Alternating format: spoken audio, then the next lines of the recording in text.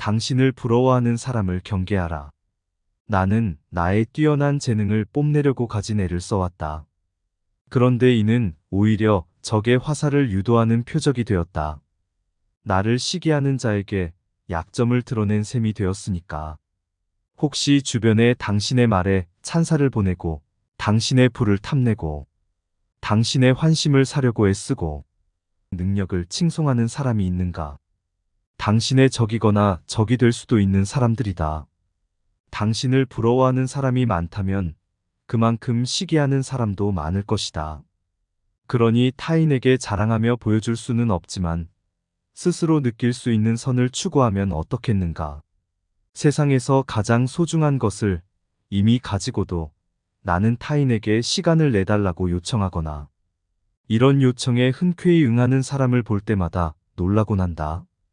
그들은 시간을 내야 하는 이유에만 정신이 팔려 시간 자체에는 신경을 쓰지 않기 때문이다. 그러니 아무렇지 않게 남의 시간을 구하고 또 남에게 시간을 내어줄 수 있다. 시간이라는 세상에서 가장 소중한 것을 가지고도 우리가 이를 눈여겨보지 못하는 이유는 시간의 실체가 없기 때문이다. 시간은 눈에 보이지 않으니 대부분이 아무 값어치가 없는 것처럼 하찮게 여기며 흘려보내곤 한다. 반면 돈은 무척 귀하게 생각해서 임금을 받기 위해 기꺼이 노동과 서비스를 제공한다. 하지만 시간은 아무 쓸모가 없는 듯 아무렇게나 허비하고 있다. 흥청망청 시간을 낭비하던 사람은 죽음이 가까이 오면 그제야 의사의 무릎에 매달려 생명을 연장해준다면 모든 재산을 내놓겠다며 애원한다. 인간이란 얼마나 모순된 존재인가. 많은 사람이 가는 길을 멀리하라.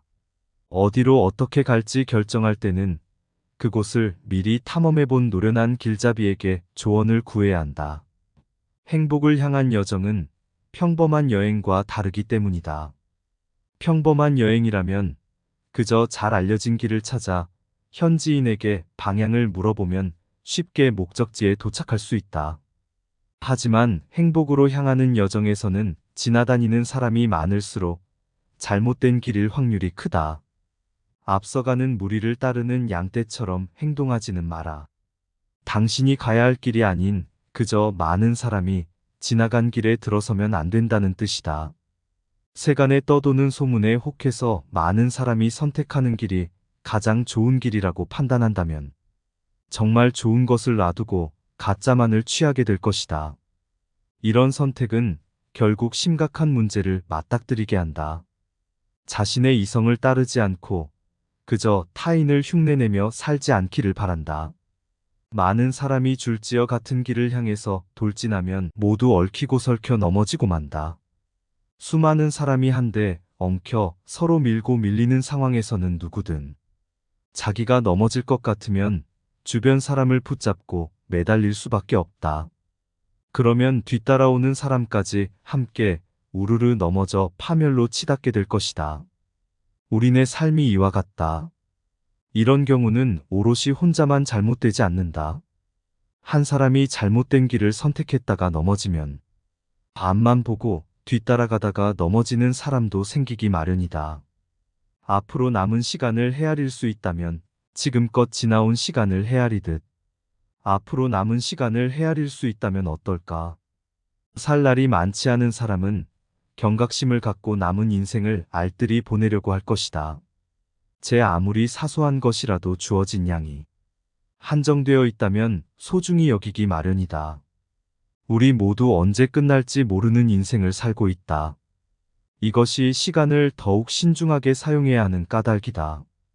타인의 기준에 맞추느라 분주한 사람만큼 비참한 사람은 없다. 모두들 괜한 곳에 정신이 팔려 눈, 코, 뜰 새 없이 바쁘게 비참한 삶을 살아간다. 그 중에서도 타인의 기준에 맞추느라 분주한 사람만큼 비참한 이가 있겠는가? 이런 사람은 남의 수면 시간에 맞추어 잠을 자고 남의 속도에 맞추어 걸음을 걷고 무엇보다 자유로워야 할 사랑과 증오마저 남의 말을 따른다.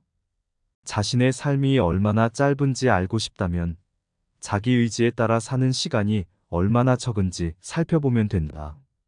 과거를 떠올리며 불편한 마음이 든다면 우리 삶은 과거, 현재, 미래로 나뉜다. 그중 현재는 짧고 미래는 불확실하며 과거는 이미 결정됐다. 과거는 운명의 손을 벗어났으니 제 아무리 대단한 권력을 가진 사람이라도 지나간 일을 되돌릴 수는 없다. 하지만 이런저런 일로 정신이 팔려 바쁘게 사는 사람은 과거를 돌아볼 시간이 없기에 이런 사실조차 잊고 살아간다. 또 과거를 되짚어볼 시간이 있다고 해도 후회로 가득한 지난날을 돌아보면 유쾌하지는 않을 것이다. 인생을 헛되이 보낸 사람이라면 과거를 떠올려봤자 지금껏 저지른 악덕이 분명해질 뿐이니 되도록 지난 시절을 생각하고 싶지 않을 것이다. 당시에는 쾌락에 젖어 무엇이 잘못됐는지 생각조차 하지 못하고 지나쳤겠지만 돌이켜보면 자신이 저지른 과오가 명백해질 테니 말이다. 양심을 속이는 행동을 단 한 번이라도 한 적이 있는 사람이라면 누구든 과거를 돌아보는데 불편함을 느낀다. 야망에 휩쓸리고 탐욕에 사로잡히고 오만하게 남을 경멸하고 난폭하게 상대를 굴복시키고 믿음을 배신하고 지나치게 욕심을 부리고 분수에 안 맞게 사치를 부린 적이 있다면 과거를 떠올리기가 두려울 수밖에 없다. 가장 만나기 어려운 사람은 바로 자기 자신이다. 우리가 바쁜 이유는 일이 많기 때문이 아니라 지금 뭔가 해야 한다는 강박 때문이다. 아무리 어리석은 사람이라도 그 강박이 없으면 움직이지 않을 것이다. 하지만 사물의 겉모습만 보고 잔뜩 마음이 들뜨기 때문에 본질을 꿰뚫어 보지 못한다. 밖에 나가서 군중이 모이는 곳에 괜히 합류하는 사람은 하찮고 가치 없는 일로 시내를 돌아다닌다. 해가 뜨기 무섭게 집 밖으로 나가 이 집, 저 집을 찾아다니며 문을 두드리지만 응답은 없고 문지기에게 인사를 건네도 쫓겨나기 일쑤이다. 그러다가 마침내 집에서 가장 만나기 어려운 인물이 다름 아닌 자기 자신이라는 사실을 깨닫는다. 이런 부적절한 습관에서 남의 내밀한 사정을 엿듣고 캐물으며 입 밖에 내기도 귀에 담기도 위험한 온갖 이야기를 알게 되는 끔찍한 악덕이 생겨난다. 아마 데모크리토스 또한 같은 생각으로 이런 말을 했을 것이다. 평온하게 살길 바란다면 공적으로나 사적으로나 많은 일에 얽히면 안 된다. 물론 데모크리토스가 이 문장에서 가리키는 일이란 가치 없는 일이다. 꼭 필요하다면 헤아릴 수 없이 많은 일이라도 기꺼이 관여해야 한다. 하지만 신성한 의무가 아니라면 굳이 나설 필요가 없다. 관여하는 일이 많을수록 운명에 휩쓸릴 확률이 크다. 가장 안전한 방법은 되도록 운명을 자극하지 않으면서 조심스럽게 앞날을 가늠해보고 미래를 확신하지 않는 것이다. 수치스러운 죽음 제복을 입은 사람이나 토론장에서 유명세를 떨치는 사람을 부러워할 이유가 조금도 없다. 그들이 가진 것은 인생을 희생해서 얻은 대가이기 때문이다. 그들은 얼마 동안 자신의 이름을 드높이기 위해 남은 삶의 시간을 포기했다. 이런 사람들 중에는 야망을 실현하기도 전에 첫째 난관을 넘지 못하고 나가 떨어지는 사람도 있고 온갖 수치와 굴욕을 극복하고 마침내 왕관을 머리에 썼지만 남은 건 한 줄의 묘비명뿐이어서 허탈해하는 사람도 있다. 또 죽음이 얼마 남지 않은 노년에 접어들어서 젊은 시절을 잊지 못하고 무리하게 새로운 목표를 세웠다가 자신의 나약함을 깨닫는 사람도 있다. 머리가 하얗게 센 변호사가 생판 모르는 사람을 변호하겠다고 재판장 한가운데 서서 무지한 청중의 박수갈채를 받기 위해 열변을 토하다가 숨을 거둔다면 그보다 수치스러운 죽음이 있겠는가. 잘못된 지향점 때문에 힘에 부쳐 임무를 수행하다가 쓰러지는 일 또한 부끄럽다. 장부의 수입을 정리하다가 세상을 떠난 사람의 상속인이 유산을 보고 미소를 짓는다면 이 역시 수치스러운 죽음이 아니겠는가. 우리 인생은 계속해서 흐르고 있다. 나의 것을 빼앗기고 남의 것을 빼앗으면서 서로의 여가를 망치고 비참하게 만드는 사이에 우리의 삶은 흐르고 있다. 아무런 소득도 즐거움도 정신적 발전도 없이 말이다. 다들 원대한 희망만 품고 있을 뿐 누구도 죽음을 염두에 두지 않는다. 심지어 죽은 다음에 일을 계획하는 사람도 있다. 의리의리한 외자리를 마련하고 공적인 업적을 기리고 화장에 사용할 장작을 마련하고 호화스러운 장례식을 준비한다. 하지만 이렇게 짧은 생을 살고 떠난 이에게는 횃불과 촛불로 밝힌 소박한 장례식으로 충분하지 않겠는가. 자신과 대화를 나눠라. 행복한 삶을 바란다면 투표를 앞둔 유권자처럼 이쪽을 선택하는 사람이 가장 많은 것 같아라고 이야기해서는 곤란하다. 다수가 선택하는 길이 올바른 방향이라고 생각하기 쉽지만 오히려 잘못된 판단 쪽에 사람이 몰리는 경우가 많기 때문이다. 그러니 대중이 흔히 선택하는 길을 따르기보다 무엇이 자신에게 최선일지 고심해야 한다. 또한 최악의 논리를 옹호하는 상스러운 이들을 경계하고 무엇이 지속 가능한 행복을 가져다 줄 수 있는지 고민해 보길 바란다. 내가 말하는 상스러운 이들은 거적을 걸친 하층민일 수도 보석으로 치장한 왕족일 수도 있다. 어떤 옷을 입고 있는지는 하나도 중요하지 않다. 겉모습으로 사람을 판단하면 안 된다. 진실과 거짓을 판단하려면 마음의 눈으로 상대를 바라봐야 한다. 우리의 마음은 자신에게 무엇이 이로운지 판단하는 능력을 지니고 있다. 이것이 마음의 여유를 가지고 자신과 충분히 대화해야 하는 이유이다. 자신과의 대화는 처음에는 꽤나 어색하고 괴롭겠지만 마침내 스스로 진실을 털어놓게 될 것이다. 간절히 원하는 것은 당신 옆에 있다. 겉보기에만 그럴싸한 무언가를 좇으면 안 된다. 내실이 단단하고 선하며 겉으로 드러나지 않는 아름다움을 간직한 것을 발견해야 한다. 멀리서 찾을 필요는 없다. 어디로 손을 뻗어야 할지 안다면 쉽게 얻을 수 있다. 혹시 당신은 바로 옆에 간절히 원하는 목표를 놔두고 어둠 속을 헤매며 여기저기에 부딪히고 있지 않는가? 자연과 균형을 이루는 삶이 행복한 삶이다. 스토어 학파, 철학자라면 거의 그렇듯 나 또한 자연을 소중히 여긴다. 진정한 지혜는 자연 안에 있으니까 우리는 자연의 법칙과 예시에 따라 자신을 가다듬어 나가야 한다. 자연과 인간의 본성이 조화를 이루는 삶이야말로 행복한 삶이다. 행복한 삶을 살고 싶다면 어떤 일이 생겨도 건전한 정신과 균형 잡힌 마음을 잃지 말아야 한다. 또한 대담하고 활기찬 태도가 필요하다. 어떤 상황이 닥쳐도 잘 살아갈 수 있도록 용감하고 굳건한 의지가 있어야 한다.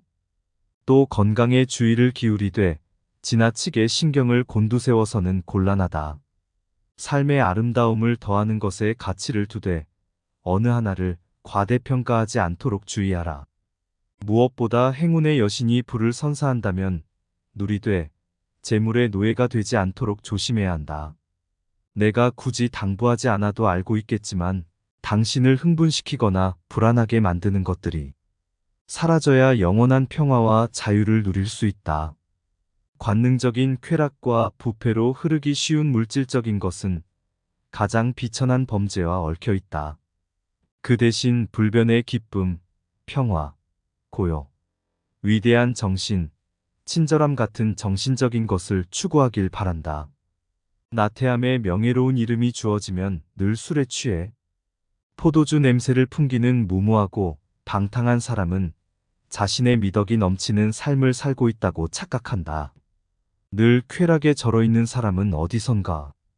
미덕과 쾌락은 따로 존재할 수 없다는 말만 듣고는 숨겨야 할 악덕을 지혜라고 포장해 자랑스럽게 내보인다. 에피크로스의 탓은 아니다. 이런 이들은 철학이라는 그럴듯한 변명을 붙여가며 쾌락을 추구한다는 학파를 찾아 몰려가고 있다. 이들은 에피크로스가 이야기하는 쾌락이 얼마나 냉정하고 절제됐는지는 관심조차 없다.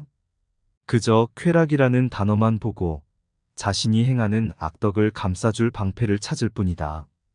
이렇게 악한 삶을 사는 사람은 마침내 하나 남은 미덕, 즉 자신이 수치스럽고 잘못된 삶을 살고 있다는 자각조차 잃게 된다.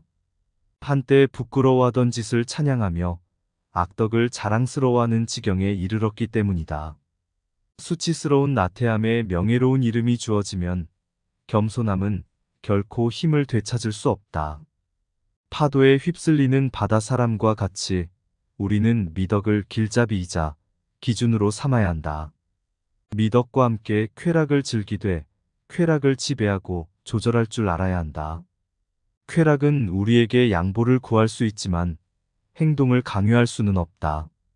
반면 쾌락에게 주도권을 내준 사람은 쾌락의 주인이 아닌 노예가 될 것이다. 쾌락이 과하면 숨이 막혀 고통받을 것이고 쾌락이 모자라면 비참해져 더 큰 고통을 받을 수밖에 없다. 이는 마치 위험하기 짝이 없는 해안에 발이 묶여 육지에 내팽개쳐졌다. 다시 파도에 휩쓸리는 바다 사람과 같다. 자신의 절제력을 과신하고 남몰래 사악한 짓을 동경한 탓이다. 마음은 흔들리기 마련이다. 인간은 늘 새로움을 추구하려는 경향이 있어서 쉽게 마음이 흔들린다. 짜릿한 일탈을 경험할 기회는 결코 마다하지 않으며 잘못됐다는 사실을 알면서도 자주 욕망에 굴복한다. 통증이 따를 것을 알면서도 다친 곳을 만지고 상처가 남을 것을 알면서도 가려운 곳을 긁듯이 인간의 뒤틀린 욕망은 고통과 번뇌를 바탕으로 쾌락을 찾는다. 앞에서 소개한 내용은 그럼에도 인생은 흐른다에서 가져왔다. 살아가기에 너무 짧은 시간이 주어진 것이 아니다. 우리는 삶을 낭비한다. 인생은 충분히 길다. 우리에게는 위대한 업적을 달성할 만큼 시간이 충분히 주어져 있다. 하지만 그 시간을 좋은 목적을 위해 사용하지 않고 사체와 태만의 하수구로 흘려보내면 그것을 인식하기도 전에 시간은 지나가 버린다. 우리에게 짧은 삶이 주어진 것이 아니다. 우리가 그렇게 만들었을 뿐이다. 세네카의 가르침은 여전히 유효하다. 우리에게 주어진 인생이 짧은 것이 아니라 우리가 인생을 짧게 만들고 낭비한 것이기 때문이다. 더 이상 쓸데없는 일에 인생을 낭비하지 말자. 우리가 제대로만 사용한다면 인생은 충분히 길다.